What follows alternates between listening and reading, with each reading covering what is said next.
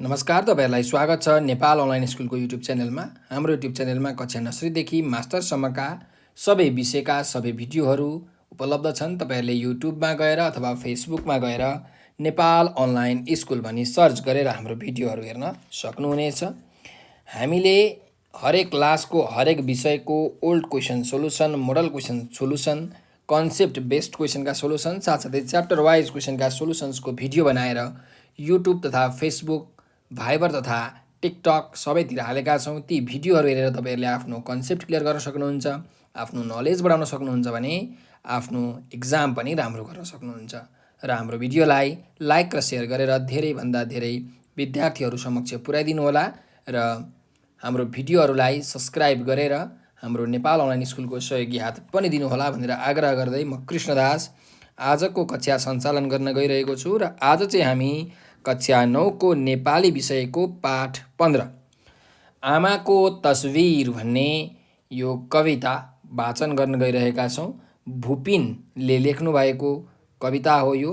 यस कविताका कवि हुनुहुन्छ भुपिन र यो एउटा के हो, गद्य कविता हो। गद्य कविता भनेको चाहिँ कस्तो भन्दाखेरि कुनै पनि छन्दमा आश्रित नभइकन स्वतन्त्र रूपमा लेखिएको जुन कविता छ त्यसलाई गद्य कविता भनेर भनिन्छ है। अब यो गद्य कविता हामी पढौँ, त्यसपछि यो गद्य कविताले भन्न खोजेको कुरा के रहेछ त, मूल भाव के रहेछ त हामी त्यो बुझौँ है त। त्यसपछि हामी यसको अभ्यासहरू पनि गर्नेछौँ। ल, कविताको शीर्षक रहेको छ आमाको तस्बिर। यही डल्ले जातो झैँ फनफनी घुमाएर आफ्नो उमेर अन्जुली भरी सपनाहरूको घान हालेर तिमीले मेरा लागि घुमाइरह्यौ जातो जीवनभरि। दिदीको फेसबुकमा जब देखे तिम्रो तस्बिर, ओहो मलाई कठिन भइरहेछ सास फेर्न, बन्द भए झैँ लाग्दैछ रगत बग्न, धमिलो धमिलो सम्झी। मलाई पिठ्युमा बोकेर तिमीले लोरी गाउँदै जातो घुमाएको सम्झी।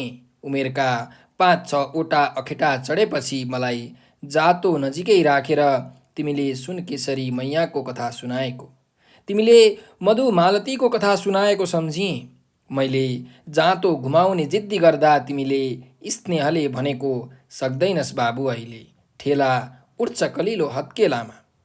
जब जातो घुमाउन सक्ने भए मेरै जीवनको चक्र घुम्यो त्यही जातो झैँ र म उड्नु पर्यो 7 समुद्र पारी। मलाई डोकाको घाँसमाथि राखेर तिमीले उकाली ओराली गर्यौ र तिम्रो ढाड कुप्रियो। मलाई सधैँ सुखमा राखेर तिमीले हातमा ठेला उठायौ र तिम्रो भाग्य रेखा मेटियो।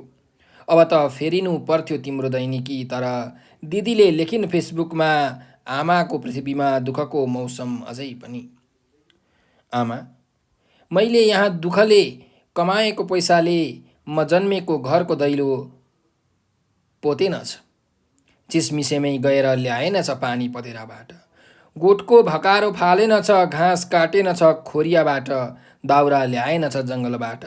सोचेथेँ मैले यति कमाएपछि अब त तिम्रा दुःखहरू यसै सकिए होलान्, अल्सरले बितेका बुबाको झल्को पनि कम हुँदै गयो होला। बचेराहरू गुण छोडेर जानका लागि जन्मन्छन्, तिमीले चित्त बुझायौ होला आमा।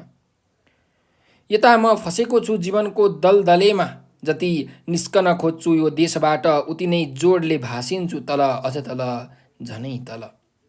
धेरै ढिला गरेर आत्मसमीक्षा गर्दैछु आमा, मैले तिम्रा लागि केही सोचेनछु, मैले सोचेनछु आमा तिम्रो दमको रोग, आङ खस्ने बिमार र जातोसँगै एक्लै बरबराएर बाँच्नु पर्ने एउटा जिन्दगीका बारेमा।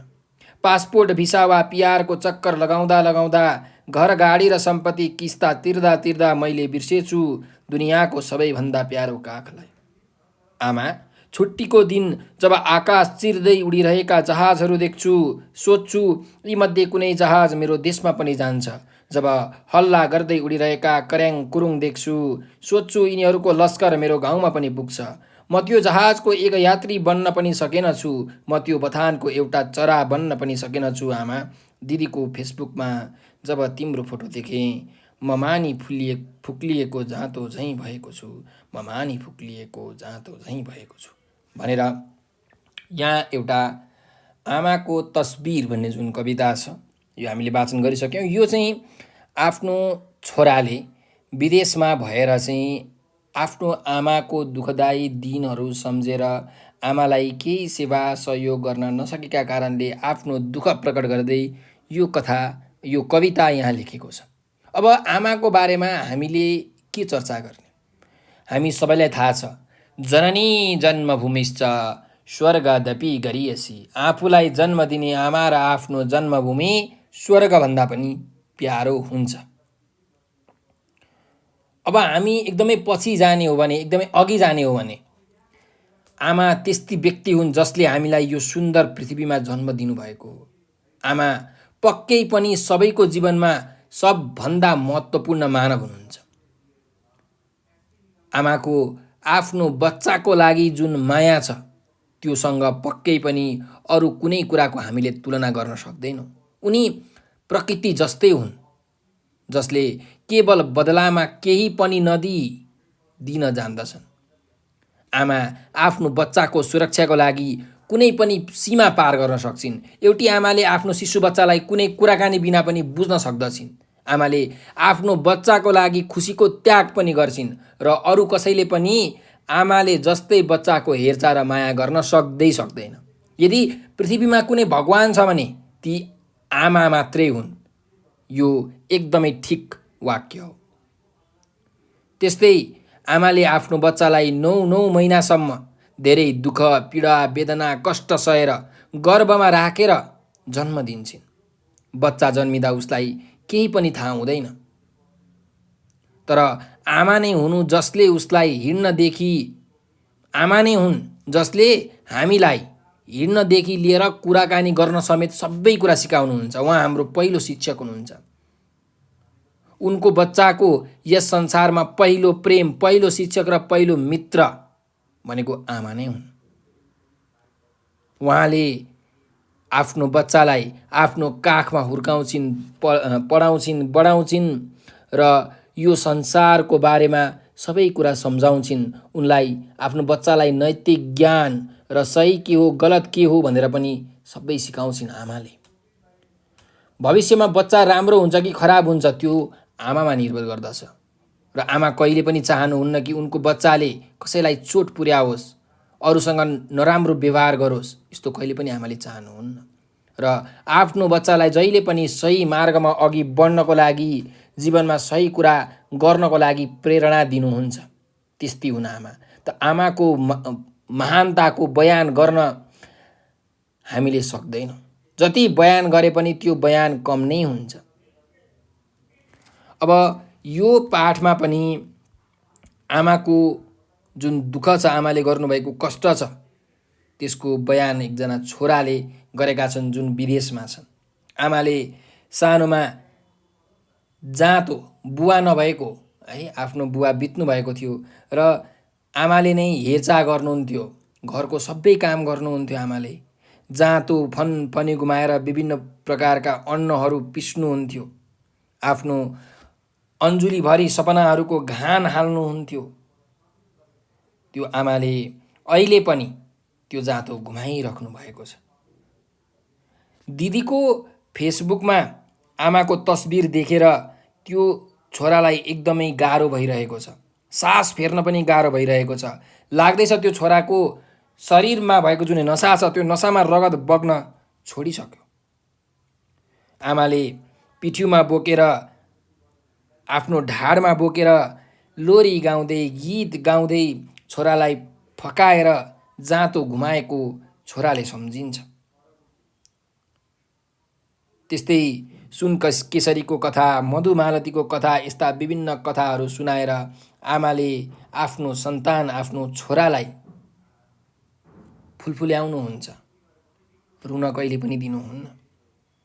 त्यस्तै आमाले त्यस्तो धेरै मेहनत गरेर, कठिन परिश्रम गरेर आफ्नो छोरालाई हुर्काउनुहुन्छ। जाँतो पिस्दा पिस्दा पिस्दा आमाको हातभरि ठेला उठ्दछन्। डोकोको घाँसमाथि आफ्नो छोरालाई राखेर उकाली ओह्राली गर्दा गर्दा गर्दा आमाको ढाड कुप्रिसक्यो। त्यो जाँतो पिन्दा पिन्दा पिन्दा आमाको हातभरि ठेला उठिसक्यो। हातको हत्केलाको सबै रेखाहरू मेटिसक्यो, भाग्य रेखा सबै मेटिसक्यो। तर छोराले जुन विदेशबाट पैसा कमाएर पठाएको छ, त्यो पैसाले पनि आमाको दैनिकीमा केही परिवर्तन आएको छैन। आमाको संसारमा अझै पनि दुःखका बादलहरू मडारिरहेको छन्। छोराले विदेशमा दुःख गरेर पैसा कमाएको छ, तर त्यो पैसाले आमा बसेको घरको दैलो पनि पोतेको छैन, पानी पनि पँधेराबाट ल्याएको छैन। यी सबै आमाले आफै गर्नुहुन्छ। गोठको गाईको चाहिँ गोबर मलमूत्र पनि फालेको छैन त्यो पैसाले। त्यस्तै घाँस पनि काटेको छैन, दाउरा पनि ल्याएको छैन त्यो पैसाले। यी सबै कामहरू आमाले आफै गर्नुहुन्छ। र छोराले पनि आफू विदेशमा गएर फसेको, अब आफू आफ्नो खुट्टामा उभिनको लागि म विदेशमा जानै पर्ने भयो। आमा के गर्नु, यो देशबाट म जति निस्किन खोज्छु उति नै यो देशले मलाई तान्छ, यहीँ गाड्न खोज्छ, अझै तल म गइरहेको छु र धेरै अहिले ढिला भइसकेको छ। त्यसैले म आफ्नो मनलाई सोध्छु, म आत्मसमीक्षा गर्छु कि मैले तिम्रो लागि केही पनि सोचिनछु, तिमीलाई सजिलो बनाउने काम मैले गरिनछु। तिम्रो दमको रोग, तिम्रो आँख खस्ने बिमार, त्यस्तो डरलाग्दो रोगहरू तिमीलाई लागेको छ, तर तिमीले त्यो रोगसँगै रोगलाई पनि अँगालेर बाँचिरहेकी छौ। मैले यहाँ पासपोर्ट, भिजा र पिआरको चक्कर लगाउँदा घरको, गाडीको र सम्पत्तिको किस्ता तिर्दा मैले तिमीलाई समय दिनुपर्छ भन्ने कुरा नै बिर्सिएछु। मेरो सबैभन्दा प्यारो काखलाई नै मैले समय दिन भ्याइनछु। जब छुट्टीको दिन आकाशमा जहाजहरू उडेको म देख्छु, त्यति बेला कुनै जहाज मेरो गाउँमा पनि त जान्छ होला जस्तो मलाई लाग्छ, तर त्यो जहाजको यात्री पनि म बन्न सकेनछु। त्यस्तै कहिलेकाहीँ म आकाशमा स्वतन्त्र उडिरहेका चराहरू देख्छु, त्यो चराहरू पनि त मेरा गाउँमा पुग्लान् नि भनेर छोराले सोच्दछ, तर त्यो चराको बथानमा म एउटा चरा पनि बन्न सकेनछु भनेर छोराले आत्मसमीक्षा गर्दैछ। र दिदीको फेसबुकमा देखेको आमाको चित्रले छोराको मन छिया पारिरहेको छ। छोरा चाहिँ त्यो मानी फुस्किएको जुन जाँतो छ, त्यो जाँतो जस्तै भएको छ भनेर यहाँ एउटा छोराको करुण हृदयको पुकार यस कवितामा हामीले देख्न सक्छौँ। र यो नै यस कविताको मूल भाव पनि हो। अब यस पाठमा भएको शब्द अर्थतिर हामी ध्यान दिउँ भाइ बहिनीहरू। ल हेरौँ, जाँतो भनेको छ। जाँतो भनेको चाहिँ के भन्दाखेरि तपाईँलाई म चित्रमा देखाउँछु है त। हो, यसलाई जाँतो भनिन्छ है। यो जुन आमाले घुमाइराख्नु भएको छ नि, हो, यसमा के भनिन्छ भन्दाखेरि गोलो गोलो ढुङ्गा हुन्छ। हेर्नुहोस्, तल र माथि गोलो गोलो ढुङ्गा हुन्छ। यो मुनिको एउटा फलेको, माथिको एउटा फलेको, दुइटालाई फलेक भन्छ है, फग्लेटा हो। यो दुइटा फग्लेटाबाट चाहिँ यो बनाइएको हुन्छ र यसमा मकै, गहुँ, कोदो जस्ता विभिन्न अन्नहरू हुन्छन्। हो, त्यो अन्नहरू चाहिँ पिसिन्छ है। त्यही भएर एउटा मेसिन जस्तो पनि हो। त चाक्ला र गोलाकार ढुङ्गाको दुईटा फलेकबाट बनाइएको मकै, गहुँ, कोदो आदि पिस्न प्रयोग गरिने एक प्रकारको घरेलु यन्त्र हो जाँतो। त्यस्तै घान भनेको छ। घान भनेको चाहिँ के हो भन्दाखेरि, जस्तो तपाईँहरूले घरमा आमाले मकै भुटेको देख्नुभएको होला। मकै भुट्दाखेरि सुरुमा 1 मुठी, 2 मुठी अथवा 3 मुठी हाल्नुहुन्छ नि त, अनि मकै भुट्नुहुन्छ। हो, त्यो एकचोटि भुटेको मकैलाई के भनिन्छ, एक घान भनेर भनिन्छ है। एक पटक भुट्न अथवा कुट्न अथवा पिस्नको लागि छुट्याइएको वस्तुको मात्रा भनेको घान हो। त्यस्तै लोरी भनेको छ। लोरी भनेको चाहिँ गीत अथवा गुनगुनाउने हुन्छ नि, लय, ट्युन अथवा गीतलाई के भनिन्छ, लोरी भनिन्छ। नानी बाबुहरूलाई सुताउन आमाले गाउने गीत वा त्यसको लय भनेको लोरी हो। अखेटा भनेको चाहिँ जस्तो सिडीको हुन्छ नि एउटा स्टेप, त्यसलाई अखेटा भनेर भनिन्छ। तर यहाँ चाहिँ अखेटा भनेको चाहिँ यो रुखमा अथवा बोटमा है त, अघि बढ्न वा उचाइतिर जानको लागि रुख वा बोटमा नचिप्लिने गरी टेकिने भाग, ससाना हाँगाहरूलाई के भनिन्छ, अखेटा भनेर भनिन्छ। ठिक छ। त्यस्तै अर्को छ दैलो भनेको। दैलो भनेको तपाईँलाई थाहा छँदैछ, ढोका होइन, मूल ढोका, घरमा पस्न वा निस्किनको निम्ति राखिएको ढोका अथवा दैलो। त्यस्तै खोरिया भनेको छ। खोरिया भनेको चाहिँ बाली लगाउनको लागि जुन जङ्गलका रुखहरू हुन्छन्, बुट्यानहरू हुन्छन्, हो, तिनीहरूलाई काटेर यो बनाइएको एउटा जमिन हुन्छ, त्यसलाई के भनिन्छ? खोरिया भनेर भनिन्छ है। जङ्गलको रुखहरू बुट्यानहरूलाई काटेर चाहिँ यो बाली लगाउनको लागि जुन जमिन बनाइन्छ नि त्यसलाई खोरिया भनिन्छ। गुँड भनेको चाहिँ के हो त भन्दाखेरि चराहरूको बस्ने ठाउँ, वासस्थान गुँड है त। त्यस्तै अर्को शब्दमा जाउँ, आत्मसमीक्षा। आत्मसमीक्षा भनेको चाहिँ अब मैले के कस्ता गल्तीहरू गरेँ होइन, मेरो स्वभाव कस्तो रहेछ त भनेर आफै विवेचना गर्नु, विचार गर्नु, आफ्नै गुणदोष केलाउनु अथवा विवेचना गर्नुलाई आत्मसमीक्षा भनिन्छ। लस्कर भनेको चाहिँ ताँती है, कमिलाको ताँती हुँदैन अथवा लर्को, त्यसलाई भनिन्छ लस्कर है त। ल यो थियो यस पाठको शब्द र अर्थहरू। अब यसको शब्द भण्डारको अभ्यास हेरौँ भाइ बहिनीहरू। पहिलो अभ्यास छ दिएका शब्द र तिनका अर्थबीच जोडा मिलाउनु भनेको छ। अब हामी जोडा मिलाउँ है त। ल हेरौँ, अन्जुली भन्ने शब्द छ। अन्जुली भनेको के हो त भन्दाखेरि दुई उत्ताना हत्केला जोडी बनाइएको हातको मुद्रालाई के भनिन्छ? अन्जुली भनेर भनिन्छ। दुईटा जुन हाम्रो हात हुन्छ नि त्यसलाई उत्तानो बनाएर जोडेर एउटा मुद्रा बनाइन्छ, त्यसलाई अन्जुली भनिन्छ। पानी खानको लागि तपाईँले बनाउनुहुन्छ होला है। त्यस्तै धमिलो भनेको चाहिँ राम्रोसँग नदेखिनेलाई के भनिन्छ? धमिलो भनेर भनिन्छ। अनि ठेला भनेको छ, ठेला भनेको चाहिँ काम गर्दाखेरि हाम्रो हातमा खुट्टामा उठ्ने एउटा छालाको साह्रो डल्लो हुन्छ, त्यसलाई ठेउला पनि भनिन्छ, ठेला पनि भनिन्छ है। कहीँ कतै ठेउला भनिन्छ, कहीँ कतै ठेला भनिन्छ। त्यस्तै चक्र। अब चक्र भनेको तपाईँलाई थाहा होला, गोलो घेरालाई हामी के भन्छौँ? चक्र भनेर भन्छौँ है त। पृथ्वी। पृथ्वी भनेको चाहिँ धरती है, पृथ्वी माता। अर्को चाहिँ भकारो। भकारो भनेको चाहिँ गाईहरूको भैँसीहरूको गोबर है, गाई भैँसी आदि पशुहरूको मल अथवा मलमूत्रलाई भकारो भनेर भनिन्छ।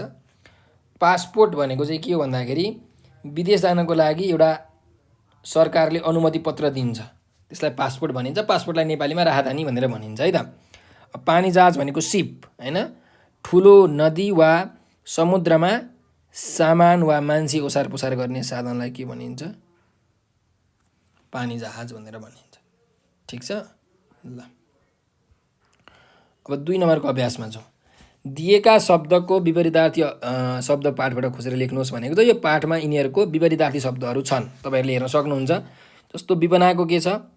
सपना भन्ने शब्द छ, हेर्नु होला है त।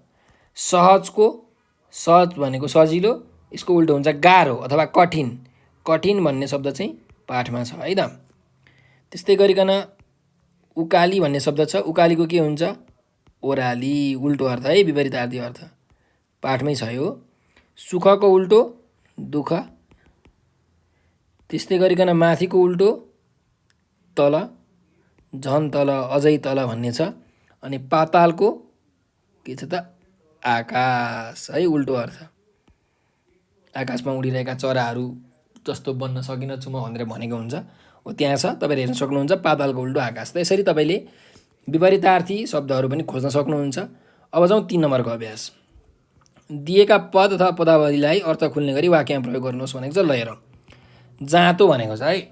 अब हामीले के यसको लेख्न सक्छौँ भन्दाखेरि गाउँघरतिर चाहिँ अहिले पनि आमाहरूले जाँतोको प्रयोग गरेर विभिन्न अन्नहरू पिस्नुहुन्छ, यसरी हामीले प्रयोग गर्न सक्छौँ। अर्को जाउँ, पिठ्यौँ है। सानो हुँदा हामीलाई बुवाले आफ्नो पिठ्युमा बोकेर घुमाउनुहुन्थ्यो, यसरी वाक्य बनाउन सकिन्छ। 7 समुद्र। 7 समुद्रको के बनाउन सकिन्छ भन्दा छोराले, अथवा यसो गरौँ न, काका पैसा कमाउन भनी 7 समुद्र पारी जानुभएको छ, यसरी हामीले वाक्य बनाउन सक्छौँ। 7 समुद्र पारी भनेको चाहिँ विदेश भनेको है त। बिमारी भनेको रोगहरू। त मेरी आमा निमोनिया जस्तो घातक रोगको कारणले बिमारी हुनुभएको छ। त्यस्तै भासिनु। भासिनु भनेको फस्नु होइन। त यसको के वाक्य बनाउन सकिन्छ भन्दा म विदेशको काममा नै भासिएर बसेको छु, यसरी तपाईँले लेख्न सक्नुहुन्छ। त्यस्तै पिआर। पिआर भनेको चाहिँ कस्तो भन्दाखेरि अमेरिकाको जस्तो ग्रिन कार्ड हुन्छ नि, हो अस्ट्रेलियाको ग्रिन कार्डलाई के भनिन्छ त? पिआर भनिन्छ। भनेको पर्मानेन्ट रूपमा तपाईँहरूले यदि कुनै पनि अस्ट्रेलियामा गएर बस्न चाहनुहुन्छ भने तपाईँलाई पिआर चाहिन्छ है। तपाईँले यहाँ लेख्न सक्नुहुन्छ वाक्य कि अस्ट्रेलियामा स्थायी बसोबास गर्नका निमित्त पिआर चाहिन्छ। यसरी तपाईँले लेख्न सक्नुहुन्छ है त। ल अब जाउँ 2 नम्बरको अभ्यासमा बोध र अभिव्यक्तिको अभ्यास है त। दिएको शब्दको शुद्ध उच्चारण गर्नुहोस् भनेको छ। एकदम शुद्धसँग उच्चारण गर्नु होला, किनकि अक्षर संरचनाको अभ्यास गर्दाखेरि तपाईँलाई काम लाग्छ यो उच्चारण। अन्जुली, चक्र, समुद्र, पृथ्वी, आङ, दलदले। ल अब जाउँ अर्को 2 नम्बरको अभ्यास। कविता गति, यति र लय मिलाई सस्वर वाचन गर्नुहोस् भनेको छ। यो हामीले वाचन गरिसक्यौँ। तपाईँहरूले पनि यो सुनेर वाचन गर्नु होला, पढ्नु होला है त कविता। ल अब 3 नम्बरको अभ्यास हेरौँ। दिएको कवितांश पढी सोधिएका प्रश्नको उत्तर भन्नुहोस् भनेको छ। यहाँ तल प्रश्नहरू छन्, यहाँ हामीलाई कविताको एउटा केही अंश दिएको छ है त। ल पढौँ। मलाई डोकाको घाँसमाथि राखेर तिमीले उकाली ओराली गर्यौ र तिम्रो ढाड कुप्रियो। मलाई सधैँ सुखमा राखेर तिमीले हातमा ठेला उठायौ र तिम्रो भाग्य रेखा मेटियो। अब त फेरिनु पर्थ्यो तिम्रो दैनिकी, तर दिदीले लेखिन् फेसबुकमा आमाको पृथ्वीमा दुःखको मौसम अझै पनि, आमाको पृथ्वीमा दुःखको मौसम अझै पनि। ठिक छ। अब जाउँ पहिलो प्रश्नमा। माथिको कवितांशमा सबैभन्दा बढी र सबैभन्दा कम शब्द सङ्ख्या भएको पङ्क्ति भन्नुहोस् भनेको छ। ल कुन चाहिँ पङ्क्तिमा सबैभन्दा धेरै शब्द छ र कुन चाहिँ पङ्क्तिमा सबैभन्दा कम शब्द छ त यहाँ हेर्नुहोस्। यो पङ्क्तिमा सबैभन्दा धेरै शब्द छ। कतिवटा शब्द छ गन्नु होला है त। आदि अक्षर गनिँदैन। 1 2 3 4 5 6 7 8 9 10 11 12 13 त यहाँ 13वटा शब्द छ है। सबैभन्दा यो के हो त? सबैभन्दा बढी शब्द भएको पङ्क्ति हो, बढी शब्द भएको होइन। त्यस्तै सबैभन्दा कम शब्द भएको पङ्क्ति कुन हो? यो आमाको पृथ्वीमा भन्ने। कतिवटा शब्द छ जम्मा? जम्मा 1 2 3 4 5 6वटा शब्द छ है। 6वटा शब्द छ। यो चाहिँ एकदम कम शब्द भएको पङ्क्ति हो। ल अब जाउँ अर्को प्रश्नमा। कवितांशको सातौँ पङ्क्तिलाई व्याकरणिक पदक्रम मिलाई भन्नुहोस् भनेको छ। सातौँ पङ्क्ति कुन हो? 1 2 3 4 5 6 7 भनेको यो। यही पङ्क्तिलाई हामीले व्याकरणिक क्रम मिलाएर भन्नु पर्यो है त। ल हेरौँ यसलाई कसरी भन्ने त व्याकरणिक पद मिलाएर भन्दा यसरी है त। यहाँ लेख्नुहोस् कि अब त तिम्रो दैनिकी फेरिनु पर्थ्यो। अब त तिम्रो दैनिकी भनेको दिनचर्या होइन, दैनिकी फेरिनु पर्थ्यो। फेरिनु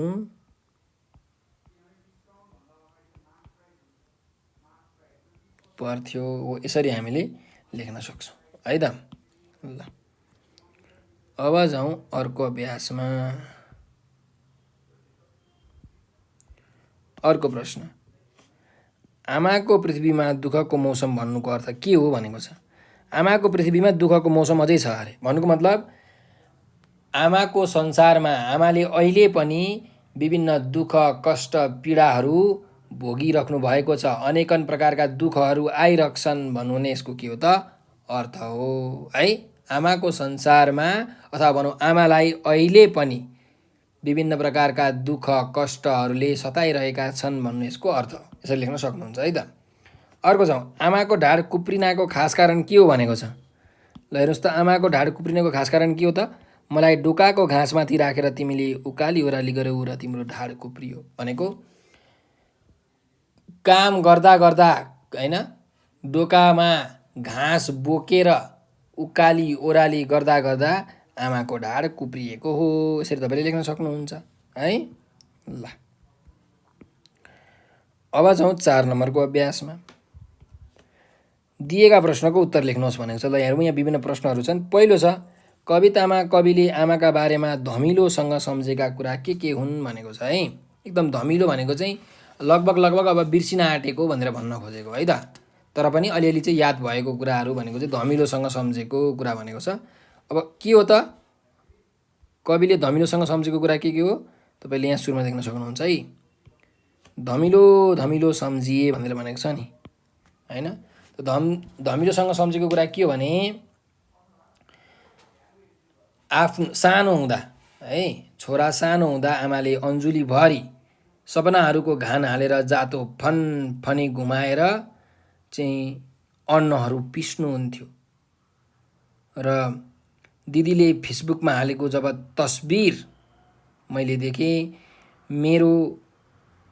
मलाई सास फेर्न पनि एकदमै कठिन भइरहेको छ।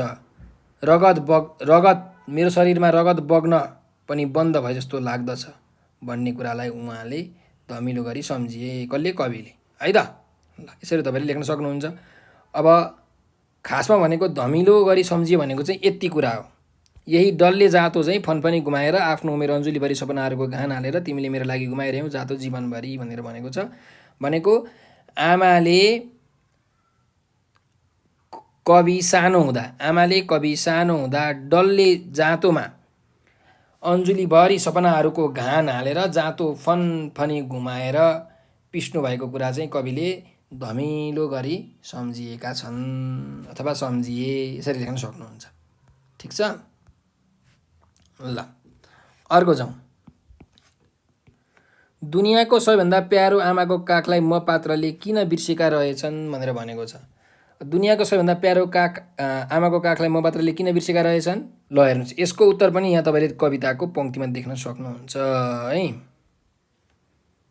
यहाँ छ उत्तर।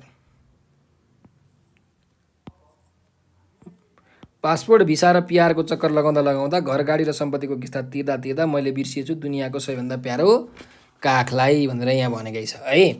भनेपछि हाम्रो प्रश्न के थियो त? दुनियाँको सबैभन्दा प्यारो आमाको काखलाई म पात्रले किन बिर्सेका रहेछन् भन्दा पासपोर्ट, भिजा र पिआरको लागि चक्कर लगाएर र त्यस्तै घरको, गाडीको र सम्पत्तिको किस्ता तिर्दा आमाले आफ्नो दुनियाँको सबैभन्दा प्यारो काखलाई बिर्सेका रहेछन्, कविले चाहिँ बिर्सेका रहेछन् भनेर तपाईँले लेख्न सक्नुहुन्छ। ठिक छ। ल, अब जाउँ अर्को प्रश्नमा। विदेशमा कमाएको पैसाले आमाका लागि के गर्न सकेको देखिँदैन। ल, विदेशमा कमाएको पैसाले आमाको लागि के गर्न सकेको देखिँदैन, त यो पनि तपाईँहरूले यहाँ भेटाउन सक्नुहुन्छ है त। के गर्न सकिँदैन रहेछ त? के गर्न सकेको देखिँदैन?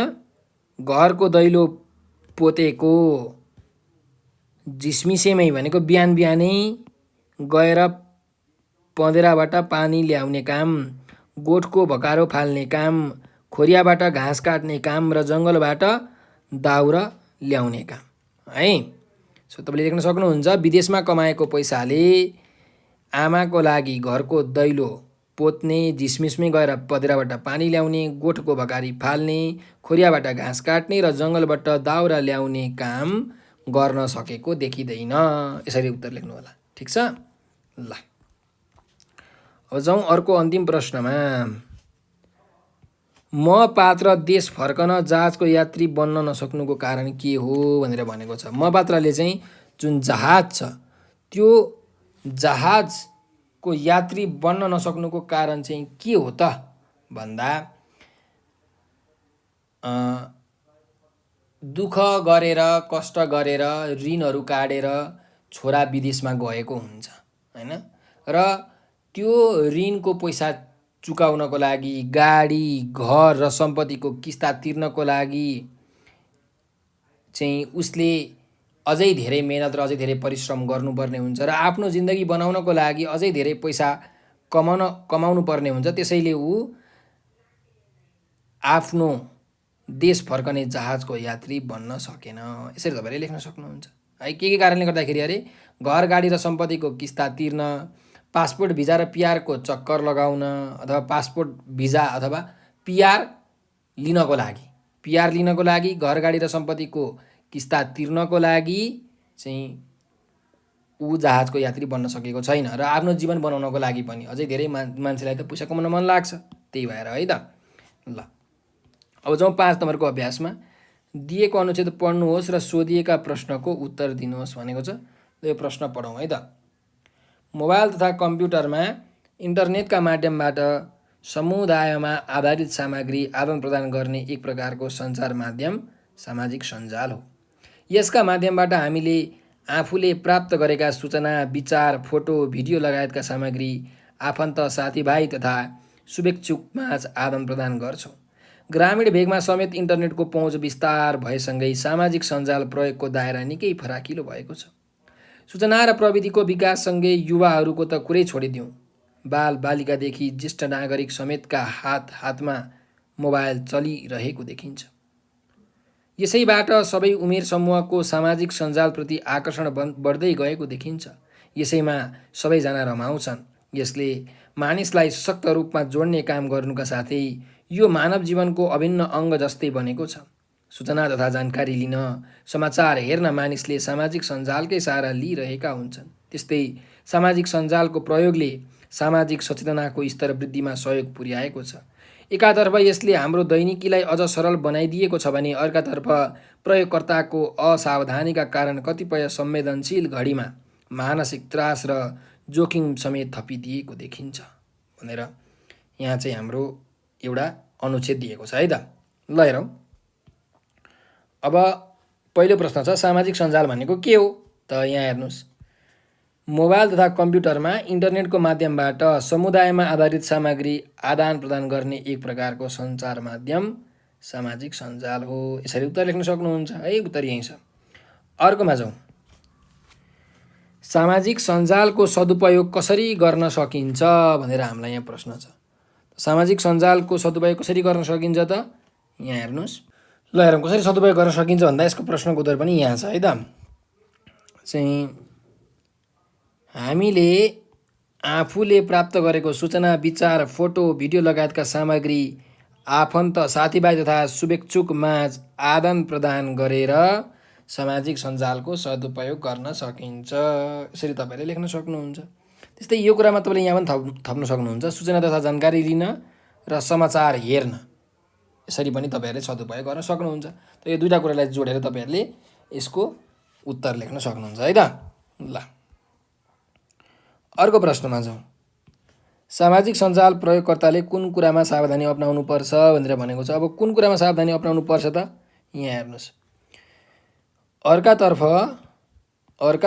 प्रयोगकर्ताको असावधानीका कारण कतिपय संवेदनशील घडीमा मानसिक त्रास र जोखिम समेत थपिदिएको छ भनेर भनेको छ है। त कस्तो कुरामा असावधानी अपनाउनु पर्छ भन्दा सामाजिक सञ्जालको प्रयोगकर्ताले आफ्ना संवेदनशील विवरणहरू, डिटेल्सहरूलाई राम्ररी लुकाएर राख्नुपर्छ है। संवेदनशील डिटेल्सहरूलाई, विवरणहरूलाई राम्ररी लुकाएर राख्नुपर्छ र मानसिक त्रास र जोखिमबाट बच्ने उपाय अपनाउनुपर्छ। यसरी तपाईँले लेख्न सक्नुहुन्छ। अब जाउँ अन्तिममा, किन सामाजिक सञ्जालप्रति आकर्षण बढ्दै गएको छ भनेर भनेको छ। अब सामाजिक सञ्जालप्रति किन आकर्षण बढ्दै गएको छ त, किनकि यहाँ हेर्नुहोस्, सूचना र प्रविधिको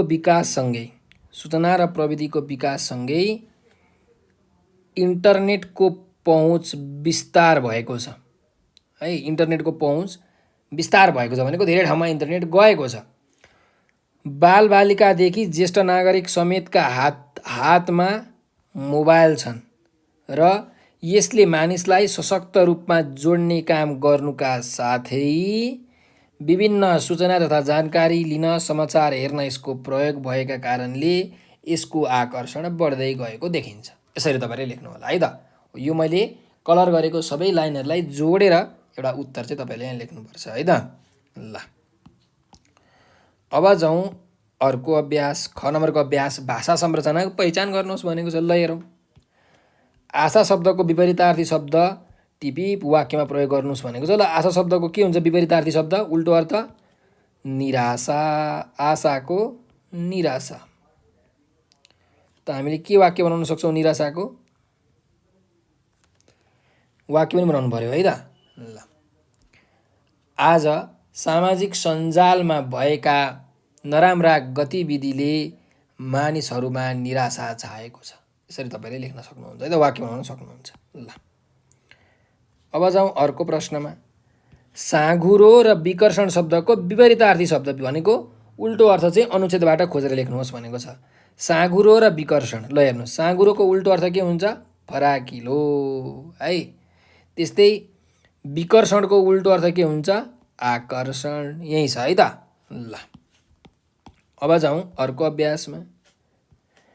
अनुच्छेदमा रहेको कतिपय संवेदनशील घडीमा मानसिक त्रास र जोखिम समेत थपिदिएको देखिन्छ। यो वाक्यलाई कर्तृवाच्यमा बदल्नुहोस् भनेको छ। अब वाक्यका प्रकारहरू हुन्छन् है, कर्तृवाच्य, कर्मवाच्य र भाववाच्य हुन्छ। अब यो चाहिँ यहाँ कर्मवाच्यमा छ। अब यसलाई हामीले कर्तृवाच्यमा बदल्नु पर्नेछ है त। अब के गर्न सकिन्छ? अब यसमा हामीले हेर्नुहोस्, कर्तृवाच्यमा एउटा कर्ता पनि हुन्छ होइन। अब कर्ता के राख्ने त भन्दाखेरि हामी होइन। अब यहाँ हेर्नुहोस् है त कसरी लेख्न सकिन्छ। कतिपय संवेदनशील घडीमा मानसिक त्रास र जोखिम समेत थपिएको अथवा थपिएको देख्छौँ। थपिएको देख्छौँ भनेपछि यहाँ के थप्नु पर्यो? हामी कतिपय संवेदनशील घडीमा मानसिक त्रास र जोखिम समेत थपिएको देख्छौँ। यसरी तपाईँहरूले कर्तृवाच्यमा परिवर्तन गर्नु पर्यो है त, एउटा कर्ता राख्नु पर्यो। ठिक छ ल। अब जाउँ अन्तिम ई नम्बरमा। यसैमा सबैजना रमाउँछन्। यो वाक्यलाई चाहिँ भाववाच्यमा परिवर्तन गर्नु पर्यो है त। अब हामीले हेर्नुहोस्, यसैमा सबैजना रमाउँछन्, यसैमा सबैजनाद्वारा रमाइन्छ, यसरी तपाईँ लेख्न सक्नुहुन्छ। अथवा यसैमा रमाइन्छ भनेर पनि लेख्न सक्नुहुन्छ। यसैमा सबैजनाबाट रमाइन्छ, यसैमा सबैजनाद्वारा रमाइन्छ, जे लेखे पनि भयो। ठिक छ ल।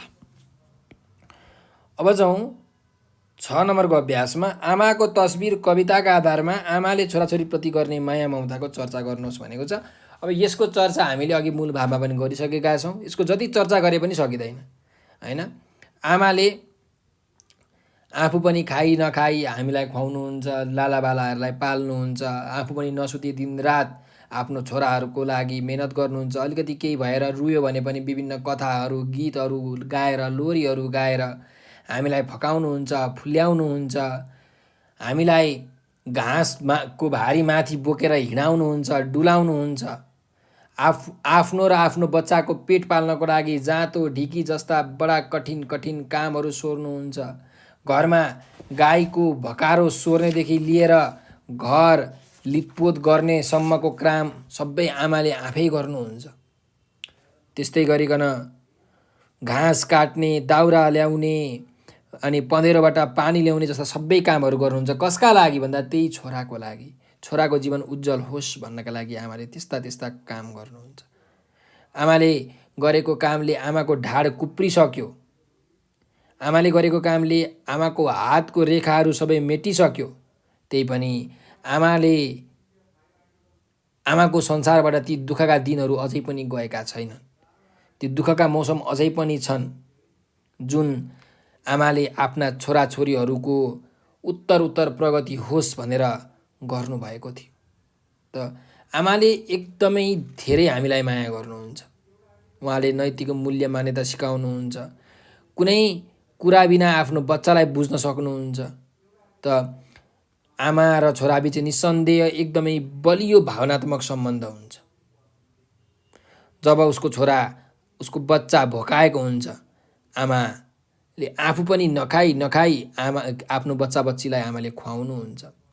आफ्नो छोराछोरीहरूसँगै सुखमा दुःखमा बस्नुहुन्छ, साथ दिनुहुन्छ, उनीहरूको सही निर्णय र रुचिहरूमा सहयोग पुर्याउनुहुन्छ। त्यसैले आमाको महिमा अपरम्पार छ भनेर तपाईँले लेख्न सक्नुहुन्छ है त। यसमा अनेकन थुप्रै कुराहरू, लाखौँ कुराहरू तपाईँले थप्न सक्नुहुन्छ। अब जाउँ अर्को अभ्यासमा। म पात्र स्वदेशमै रहेको भए आमाको दुःख कसरी हटाउँथ्यो होला, कविताका आधारमा लेख्नुहोस् भनेको छ। अब म पात्र स्वदेशमै भएको भए आमाको दुःख कसरी हटाउँथ्यो होला त भन्दाखेरि धेरै पैसाहरू कमाएर घरमा अब आमालाई सघाउने चाहिँ अब नोकर चाकरहरू राखिदिएर होइन, अनि ती नोकर चाकरहरूले चाहिँ आमाको सेवा गरेर त्यसरी दुःख हटाउन सकिन्छ। तर छोरा भनेको छोरै हो होइन। आमालाई चाहिँ छोराको अनुहार नहेरिकन खाएको पनि पच्दैन कि। त्यसैले अब स्वदेशमै रहेको भए आमाको दुःख उसले कसरी हटाउँथ्यो होला त भन्दाखेरि स्वदेशमै भएको भए चाहिँ आमाले गर्नुपर्ने कामहरू उसले सबै गर्थ्यो, सहयोग गर्थ्यो, सघाउँथ्यो। आमाले त्यस्तो धेरै कठिन दुःखहरू कष्ट गर्नु पर्दैन थियो। बरु स्वदेशमै केही व्यवसाय गरेर बिजनेस व्यापार गरेर चाहिँ पैसाहरू कमाउन सकिन्थ्यो, आफ्नो जिउ पाल्न सकिन्थ्यो होइन। अब घरमा लिपपोत गर्नेदेखि लिएर पानी ल्याउने काम, भकारो सोर्ने काम, घाँस काट्ने काम सबै छोराले म पात्रले गर्न सक्थ्यो स्वदेशमा भएको भए। र आमाको दुःखमा साथ दिने, आमाको सुखमा पनि साथ दिने, सुखमा रमाउने, दुःखमा पनि पीडित नहुने, बरु दुःखका दिनहरू छिट्टै बित्छन्, सुखका दिन आउँछन् भनेर यसरी चाहिँ भविष्यको उज्यालो ज्योति बाल्न सक्ने छोरामा त्यो तागत हुन्थ्यो र आमा खुसी हुनुहुन्थ्यो छोरासँग बस्नु भएपछि, होइन? यसरी तपाईँहरूले लेख्न सक्नुहुन्छ। अब यसमा तपाईँले अरू कुराहरू पनि थप्न सक्नुहुन्छ है त आफ्नो इच्छाअनुसार। ल हेरौँ अर्को अभ्यास। दिएका श्लोकलाई व्याकरणिक पदक्रममा रूपान्तरण गर्नुहोस् भनेको छ। ल हेरौँ। मेरै जीवनको चक्र घुम्यो त्यही जाँतो झैँ भनेर भनेको छ। अब हामीले के लेख्न सक्छौँ त भन्दा त्यही जाँतो झैँ मेरै जीवनको चक्र घुम्यो, यसरी हामीले यसलाई व्याकरणको पदक्रमलाई मिलाउन सक्छौँ है, पदहरूको क्रमलाई। त्यही जाँतो झैँ मेरै जीवनको चक्र घुम्यो, यसरी। ल अर्कोमा जाउँ। झिसमिसेमै गएर ल्याएन छ पानी पँधेराबाट भनेर भनेको छ। त यसको के बनाउन सकिन्छ भन्दा झिसमिसेमै गएर पँधेराबाट पानी ल्याएन छ, यसरी तपाईँहरूले मिलाउन सक्नुहुन्छ। ठिक छ। ल 9 नम्बरको अभ्यासमा जाउँ। दिएको कवितांशको व्याख्या गर्नुहोस् भनेको छ। हेर्नुहोस् है त। जब जाँतो घुमाउन सक्ने भए मेरै जीवनको चक्र घुम्यो त्यही जाँतो झैँ र म उड्नु पर्यो 7 समुद्र पारी भनेर भनेको छ। यसलाई अब व्याख्या गर्नु पर्यो है त। ल हेर्नुहोस्। प्रस्तुत कवितांश कक्षा 9 को नेपाली किताबको आमाको तस्बिर भन्ने कविताबाट साभार गरिएको हो। यस